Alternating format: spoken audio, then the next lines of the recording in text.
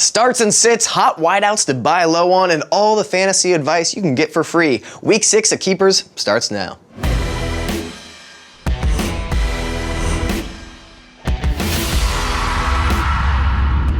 Welcome to Keepers, I'm Matt Ufford, and I've started a support group for everyone who didn't get Andre Williams or Branden Oliver on waivers. Membership is free, but you are expected to bring snacks. And I mean legit snacks. Don't even think about showing up with Hydrox. Let's get into it with starts and sits.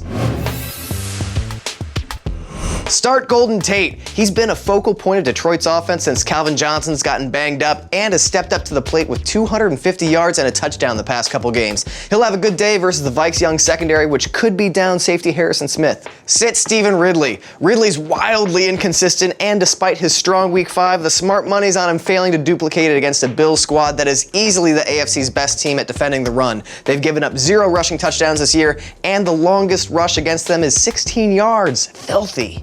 Start Heath Miller. The Browns are in a tough spot, with Joe Hayden possibly out of the lineup with a hip injury. Mike Pettin may have to allocate additional resources to slowing down Antonio Brown, which would make more opportunities for Miller. And even with Hayden in the lineup, the Browns are a bottom 5 team against the pass. Sit Sammy Watkins. He's got a date on Revis Island, and the Patriots seem to have figured out that Darrelle Revis shouldn't be used in a zone. Between tight coverage and Kyle Orton, I'd lower my expectations. Start Giovanni Bernard. The Panthers' defense is dead last in yards per carry allowed, and the last 3 weeks running backs have had field days going up against him. And to all you PPR players, it's a D that just allowed 12 catches to Matt Forte, most in the league this year. Does Bernard ever catch passes? He does? Oh, okay. Sit Nick Foles. Even Chip Kelly has acknowledged that something's not right with Foles' footwork and mechanics. In his past 2 outings, he has more picks than TDs and barely 400 passing yards combined. It's tough to see that getting rectified against the Giants, who lead the NFL in interceptions and are only allowing 1 passing touchdown per game. Start Ruben Randall. Now, I know the sexy play is Odell Beckham Jr., but Randall is Eli Manning's favorite wideout this year. With 10 targets each of the past 3 weeks, he'll do well against a Philly secondary that's allowed a league-high 13 touchdown passes. Sit Doug Martin. He hasn't cracked 100 yards from scrimmage in over a year. The Bucs O-line looks overwhelmed and confused, and they face a Ravens D that allows 3.4 yards per carry and the 6th fewest fantasy points to running backs. And start Branden Oliver. The Chargers rookie stepped into Donald Brown's disappointing shoes and promptly walked all over a Jets D that was the best in the league against the run. This week he gets a Raiders defense that allows, 158 rushing yards per game, 2nd worst in the league.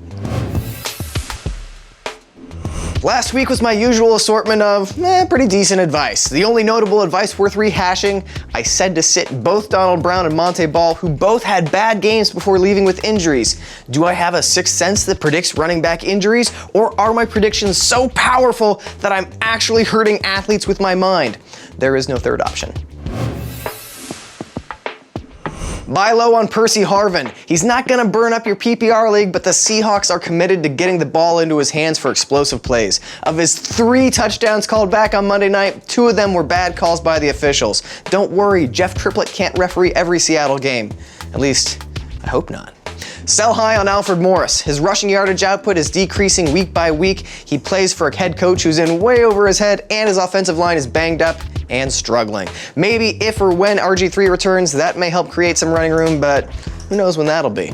Buy low on Keenan Allen. He hasn't scored this year and is averaging under 4 catches for 33.5 yards per game in all games not against the Jags, who don't count because they're not a real NFL team. But he had a slow start last year too, and with Phil Rivers at QB, Allen will come around sooner than later. Sell high on the Steelers' defense. Maybe someone in your league won't realize that their game allowing 9 points while also forcing a couple turnovers and scoring a touchdown came against those Jaguars. The reality is that their defense took some huge injury hits in Week 3, and that'll start to reflect as the season progresses. Hire Ronnie Hillman and fire Donald Brown. Hillman gets a chance at cracking Denver's starting lineup for the first time in his career, and if he gives him solid production, well, they're not married to Monty Ball. It wouldn't be crazy for him to keep the job permanently. As for Donald Brown, a concussion, the emergence of Branden Oliver, and the eventual return of Ryan Matthews makes it an easy choice. Oh, and also the sucking.